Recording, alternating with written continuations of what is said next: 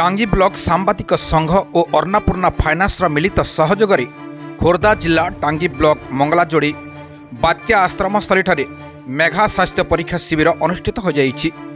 अनुष्ठित शिविर में टांगी गोष्ठी स्वास्थ्य केन्द्र अधीक्षक डॉक्टर सत्यरंजन नंद, टांगी थाना आईएससी रवींद्र कुमार भुजबल, चांदपुर थाना आईएससी दिलीप कुमार स्वाई, पूर्वतन खाउटी सुरक्षा सभापति नारायण महापात्र, मंगलाजोड़ी ग्राम पंचायत सरपंच मानस रंजन सामंतरा, समिति सभ्य Kasturi Panigrahi, Annapurna finance CEO doctor Sanjay Kumar Pattnaik, Tangi block आत्म अध्यक्ष जोगेन्द्र राउतराय, निखिल ओडिशा कैवर्त महासभार साधारण संपादक दिलीप कुमार बेहरा प्रमुख अतिथि भावे जोग देइथिले।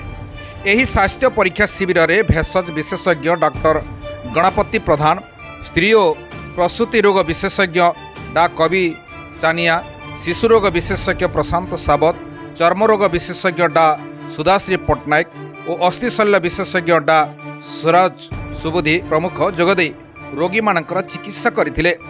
मंगलाजोड़ी सह आखपाख अंचलर प्राय 300 ऊर्ध्व पुरुष महिला और शिशु रोगी एही स्वास्थ्य परीक्षा शिविर में जोगदे स्वास्थ्य परीक्षा कराइथिले।